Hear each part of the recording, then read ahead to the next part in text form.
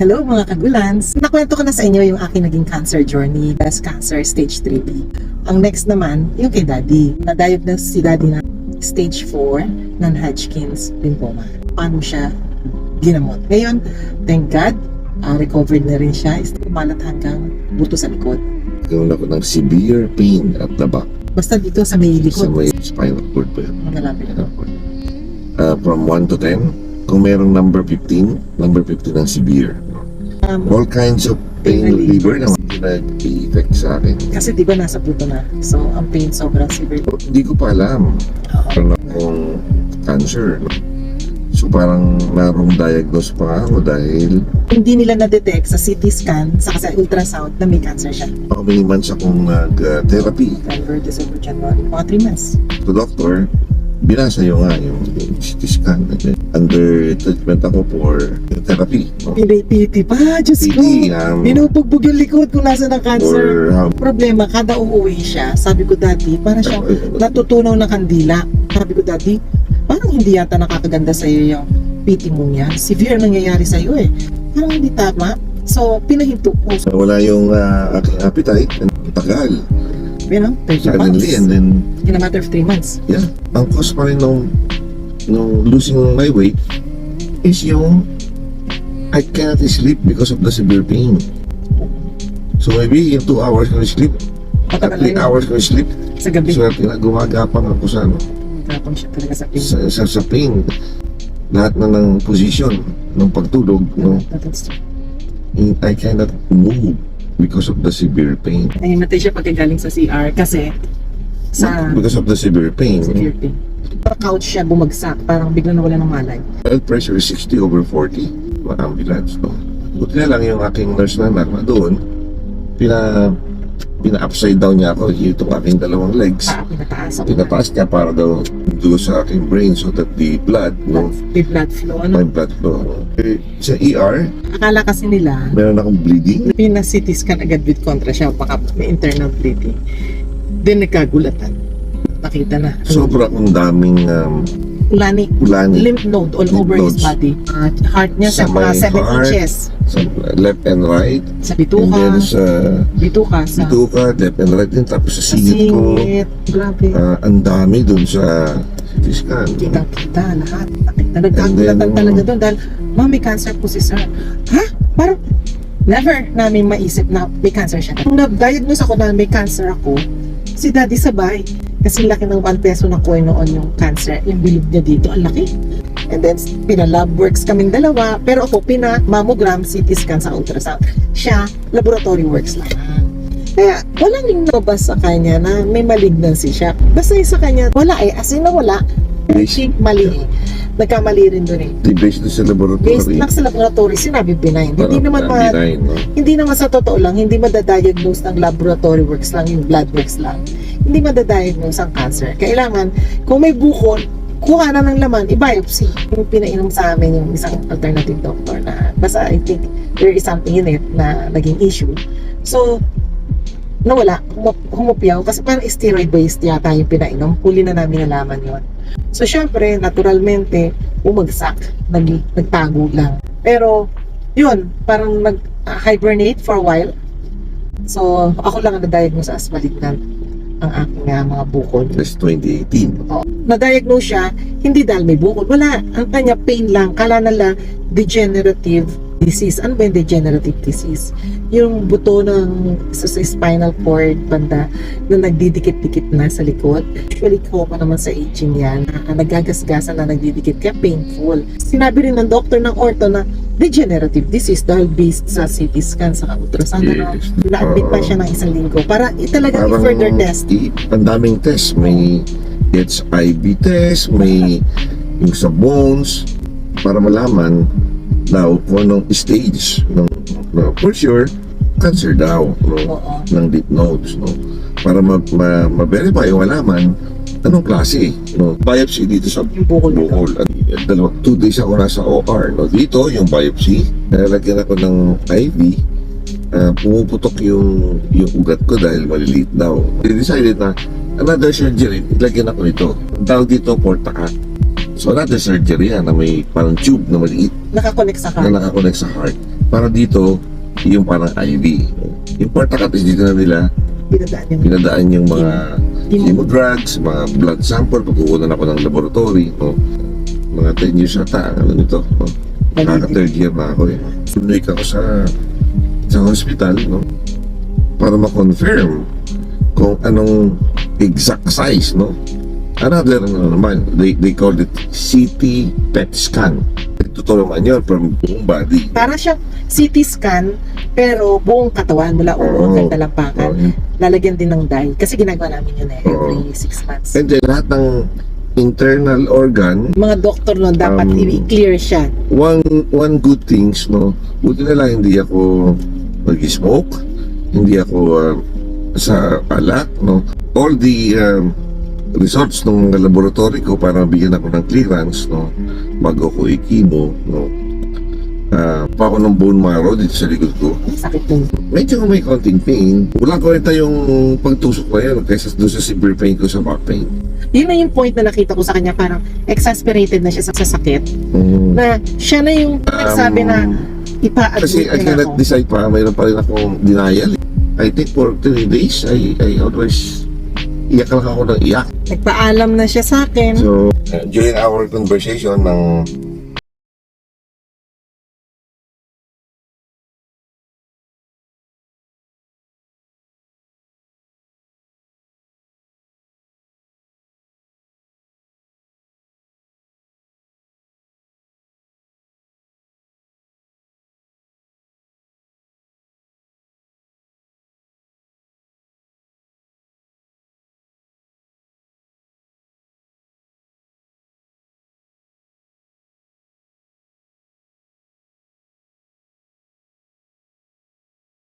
lahat, no? Pero nag-BD na ako, no? Nagpa-admit na ako. And then doon na nag-start yung chemo ko. Yung chemo naman niya, 5 straight days, dire-diretso siya lang sa ospital, non-stop. Nagdi-drip yung chemo niya ng 5 araw. Kasi ako ang chemo ko like hours lang eh. Tapos uwi na kami 3 hours lang, nasa bahay na kami 3 to 4 hours. Pero yung sa kanya, 5 straight days yung confinement niya kasi 5 straight days natulo yung chemo drugs sa kanya, hindi yung sandali lang. Medyo matatapang yung chemo drugs niya kaya dahan-dahan ang infusion sa kanya. During the time, COVID na tayo, so talagang sobrang nakakatakot talaga pumunta sa ospital. Ginagawa nila ng anak namin, hindi lumalabas ng kwarto. Baon niya na lahat mula tubig, pagkain, lahat. Stay in lang siya sa loob ng room. Bawal magpapasok. Mabait naman ang doktora namin. Ang anak ko na lang bilang dati siyang ICU nurse. So, siya yung nagtumutulong sa daddy niya during the time na nagkikimo siya. Papasok lang sila day 1, day 5 or day 6 lalabas lang sila. Yun lang, wala silang activity na anything. Talagang dalawa lang silang mag-daddy sa loob ng kwarto. Okay, ito naman ang very good news. First day ng chemo, tama? Biglang nag-subside lahat agad ang mga bukol niya. At saka nawala yung back pain ko. Grabe. Pati siya gulat na gulat eh. Parang nakatulog siya for the first time. Di ba sabi mo? Yes. Sarap ng tulog niya, wala siyang back pain. At ng kulanin niya, yung mga gusaguroy na lalaki, yung mga obvious na kulani, nag-subside. Sobrang pagpapasalamat niya kasi nawala yung masasakit. Nawala, di ba? Nawala. Ang chemo, ano naman yung mga naging side effect, no? Zero yung appetite ko, no? Appetite ng anak ng nurse, no? Daddy, no? Pag hindi ka pumilit kumain, no? Babagsak ang immune system mo, no? Bakit babagsak? Kasi walang nutrients ang iyong cells, no? So pag nawala ng tamang nutrients ang iyong cells, no? Bagsak ang immune system mo. You have to force yourself. Ikaw lang ang pwedeng manunod. So, sinunod ko naman yung anak ko kasi gusto ko pang mabuhay. Good student. So, Masunurin. sabi ng anak ko, you have to drink a lot of fluids, no? Lahat pinakakain ko sa kanya pero puros luto. Hindi ako pwedeng magpakain ng hilaw, walang fruits. One time pinagawa ka na yata sa fruits, parang either banana or mango. Pero Bawal. pinakuluan ko. Binuel ko yung fruits, yung mango yata or banana. Basta nagpakulo ako ng tubig. Dinip ko lang siya para lang sabihin na naluto kahit paano.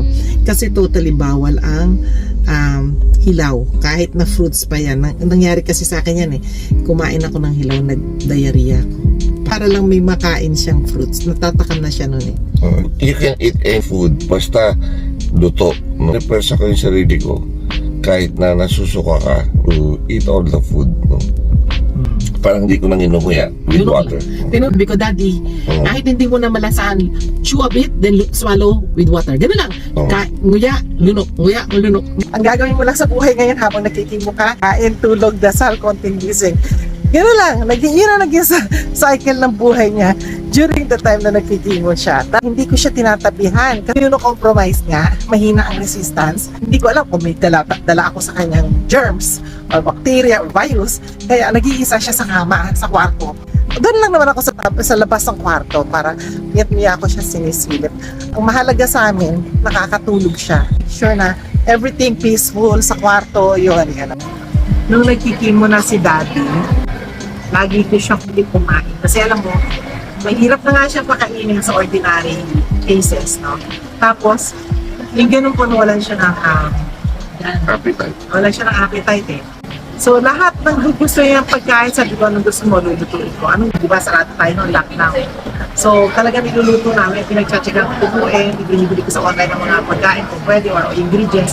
Pero mostly luto. Bumabagsak ang WBC namin after na white blood count, yung white blood cells, no?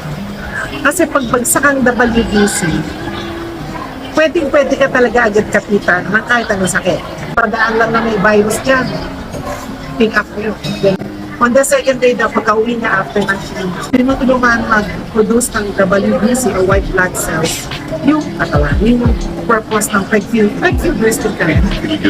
And every 3 weeks, Every 21 days. yun, nabalik siya ron for another cycle. Yun. Yung tulong talaga yung sumunod ka sa protocol ng doktor. Pero hindi lang ganun ha, ang dami pa niyang, meron pa siyang other drugs, binibigyan pa siya ng yung immunotherapy na gamot, yung rituximab, also help him a lot. Parang immunotherapy treatment naman yun para sa case niya. Yan. Ano Daddy ang mga side effect naman sa Wala kang appetite. Walang Gusto na- diarrhea. yan? Oo, ako rin nagdiarrhea. Binigyan nga pala si Daddy ng gatas. May powdered milk na binigay. Parang complete nutrients. So, nakatulong yun sa kanya during that time na hindi siya makakain. Kasi For the next 5 days, no, very weak ang katawan mo. Very challenging to sleep. Maybe kung mga 4 to 5 hours ka kung maka-sleep, hindi mo maintindihan yung hindi mo nararamdaman. maintindihan ang nararamdaman mo. Parang alam mo yun, naramdaman mo rin ba yung mainit na parang... Mainit, Kasi hindi maintindihan yung... you cannot, you always bleed sa bed. Hindi ako makatulog. Hahanapin mo eh kung saan ka magiging komportable. 6 na araw, no, hindi ko maganda na yung pakiramdam ko. Pero ganoon pa rin, wala kang panlasa. Para malibang lang ako sa cellphone, puro cooking. So, on the 7th day, nakapagluto na ako. Pinahirapan naman kami, pinaghanda kami ng ingredients. I tried to walk at magano sa kitchen. Pero siyempre, nakamask ka pa rin, ingat ka pa rin. May certain feeling ka na parang happy ka, di ba? Naka-recover ka eh. Parang renewed yung spirit mo. Kasi may psychology siguro doon dahil dinaanan mo yung mahirap ng ilang araw, then nakabangon ka slowly. Yun yung feeling na victory, little victories in our life. Yes, oh. Yun. Happy to stand up again. Alam mo yun yung feeling na parang success. Gano'n. Yes, Focus doon ang energy niya. Then, syempre, palakas na yan ng palakas. Hanggang ito, magta-third week na ito, naman. magka-third week na naman, 21 days na naman. Medyo Magsisimula ka na naman maganda ng pang-admission sa ospital. Admit ka ikaw naman. yung imomotivate mo yung sarili mo. Kasi kung hindi, wala namang mag-motivate sa'yo. Buti na lang, ang dami nagpe-pray sa akin. No? Thank you for set ng prayers, no, naman po rin sa amin, mga kapag-anak namin, no. Yun, malaking tulong yun, mga kaibigan. May checklist na naman. No? Tapos yun, magpapa-admit ka na naman. I-injectan ka na naman ng mo, back to zero ka na naman.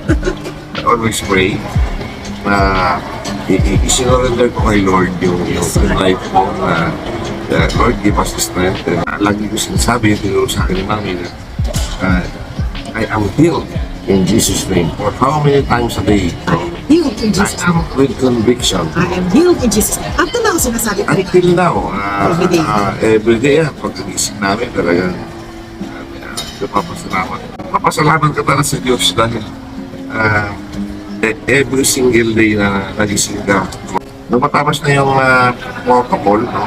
I think after 30 days, no?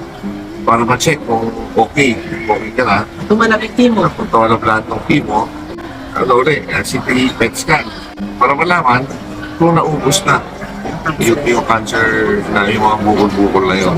I'm so happy yung doon sa result, no? Ay talaga, I thank you Lord, no?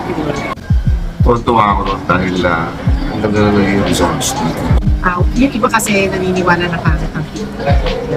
Kami ako rin naman personally dati, kala ko pag may team mo patay. Alam mo, gano'n lang ang mindset. Pero hindi, na-realize namin na team mo is there to help us. Siyempre, may iba talaga, tinatamaan talaga naman ang organs. Diba, tayo, may nangyari ka sa'yo, sa akin meron naman yung Pero this mga side effect yung mga numb. Pero Numbness. nawala din, no? Yung paa mo rin, no, numb. Yan, numb. Yung face mo, nag-numb. Hindi. Ako nag-numb ang face ko. May mga side effect, pero hindi naman mawawala yun. Pero tolerable naman. Tolerable lahat yan. Mahalaga buhay ka. Kaya salamat sa medical practitioners who are really helping the cancer patients. Pero dapat tayo bilang pasyente, tutulong din tayo. Hindi naman pwedeng lalabanan mo yung gusto ng doktor, yung mga protocol mo. No. You have to have good relationship with your doctor para at least ka, parang peaceful ka na gawin yung protocol mo. Okay. Bigyan nyo ka setup sa puso mo that you believe na gagaling ka. Yun. Very powerful yun. I am healed in Jesus' name. Kasi Lord naman talaga ang ating the greatest physician, di ba?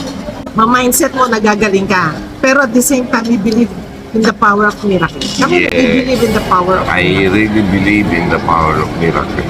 Listahan ka ng mga kakainin, no? Lahat ng bawal, huwag mo lang kainin. No? Ako nakalbo ko, nawala ko ng bigote.